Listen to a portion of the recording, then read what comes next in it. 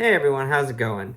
Today I want to talk a little bit about the Flame desktop because it's been made clear to me recently that if you came to Flame later than the anniversary edition, or you've migrated from Resolve or Premiere or Nuke or any of these other applications, you're probably missing one of Flame's biggest underrated tools that we have that used to set it apart from all the other applications. And now it's just kind of a legacy included in the software, but I think still holds a really powerful presence inside the application. And one thing that will certainly make it stand out a little bit from Resolve and Premiere or whatever, but at the same time is maybe the reason why you're not using it, because it just doesn't make sense and is not part of like really a normal workflow. But I think there's a lot of mileage we can still get out of it.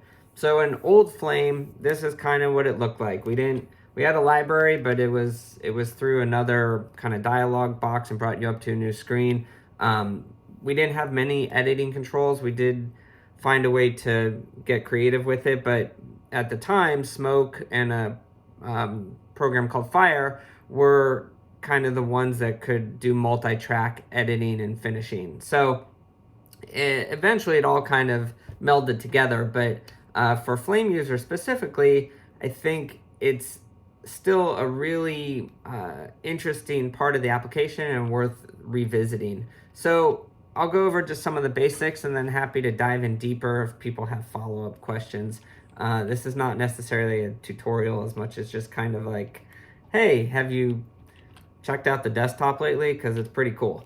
So first things first, just to give some explanation about it, this was a really cool feature because we not only could make instances of our clip very easily, think of it as like a desktop, just the same way that we have in Mac or Windows, but I had the ability to like see these cool film strips and play them back and really have a really easy way to kind of get a lot of information about my clip and make some decisions. So first things first, if I want to actually see this film strip, the C key is what collapses it. So that's a key shortcut that you need to know.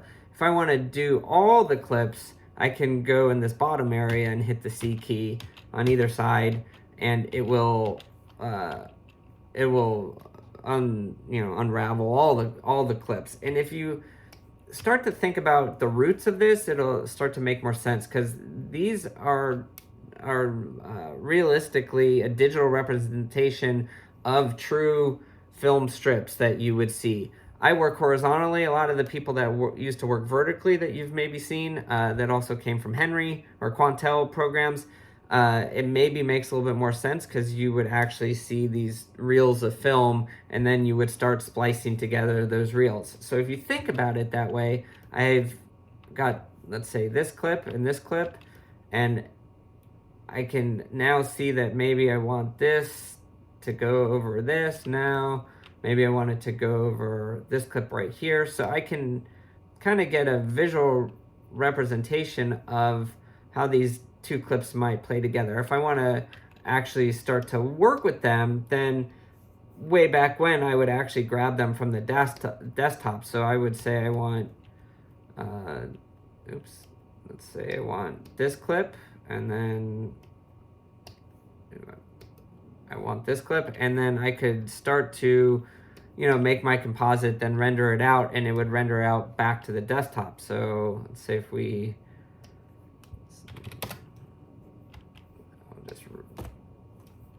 when I exit out, I now would have a new clip that's our composite. So what I would start to do with this is start to build my timeline, knowing that maybe I wanted that clip to go, after this. And so how would I like splice these together? Well, if I hit the C key, I can get to the end of the clip really, really easily. I'm at the beginning of the clip here, and I can gesturally just drag the two together. I have a mismatch of frame rates, but the clip is now joined, and it's essentially just making an edit, just like you would do if I dragged it down and did so by today's methods. This was just a the only way we could really kind of splice our work together. There's a lot of other cool things you can do. You know, let's just get rid of this, clean this up, put this back up here.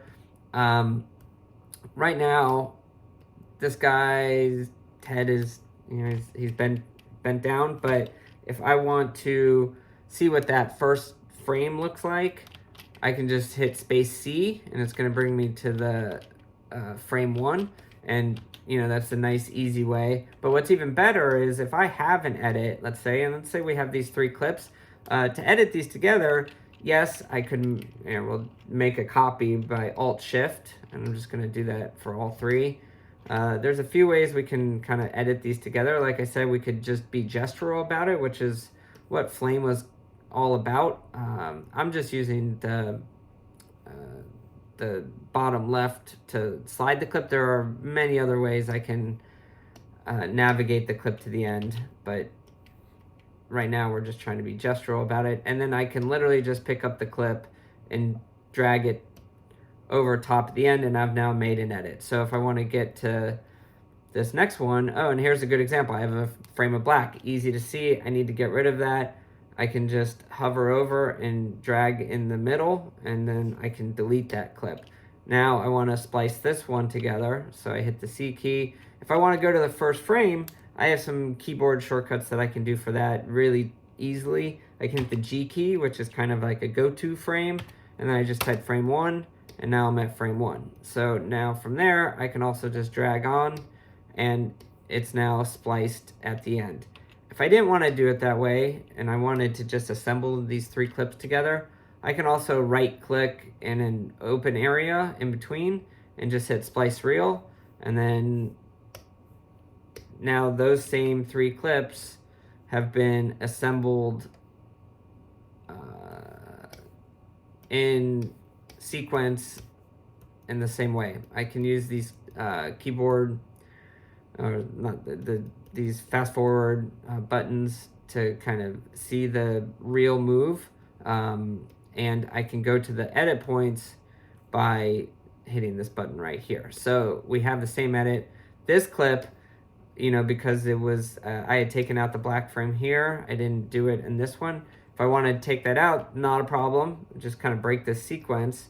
I'll take that clip out and then just put the sequence back together. So it's all very gestural. I mean, we're so used to this and moving clips around and overwriting and splicing and trimming and all that stuff. And I don't think that's going away. I don't have any problems with it. That's the way that I work. But I do think it's nice showcasing what made Flame so special before we had that timeline, and it then maybe gives you a little bit more understanding of why we still have this and why it maybe still plays a little bit of a part in our productions today, especially for more seasoned Flame artists that have been around. So there's some other things that we can do with this that I think are really cool. So if we want to, let's say, I might get rid of this edit, but let's say we want to put the green screen clip in, or we're trying to just visualize how maybe these sequences might look together. If you, and I'll just gesturally move this reel out of the way for a minute. Oops. Let's do it this way. So I just was dragging. You can reorder anything you want.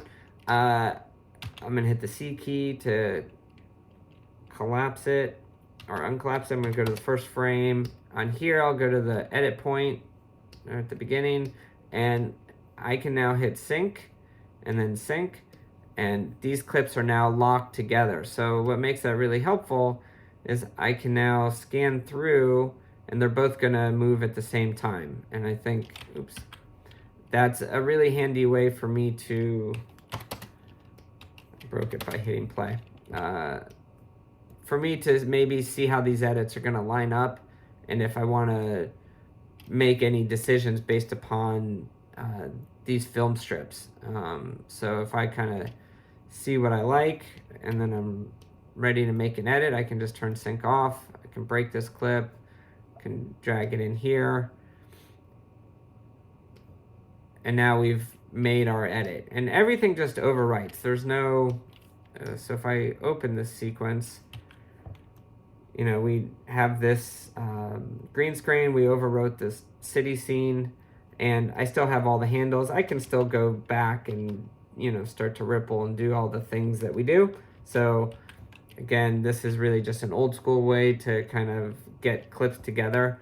One thing that is nice that applies to many other parts in the software, but if I lock a clip,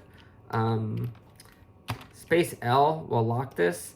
When you see that little lock icon, one thing that's nice is just know that as gestural as we are, it prevents me from deleting this clip off the desktop. So if I try to delete this, it just will not remove itself. And again, this is just an instance, so even if I do remove it and take off that lock by hitting space L again, it is still very much saved in my library. So I can just grab that clip again. That was this guy.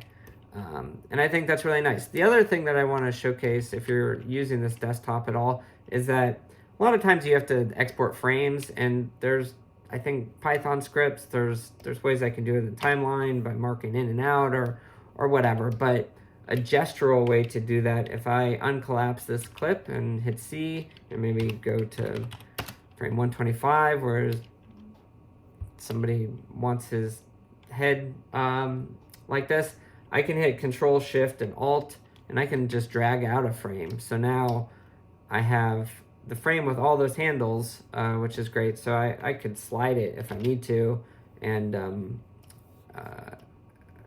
start to get a different frame. But right now, what serves my purpose is that I just needed to extract a frame, and I've done so. So again, that's just Control Space and Control Shift and Alt, and I can just drag out frames. So I think that's a really handy feature.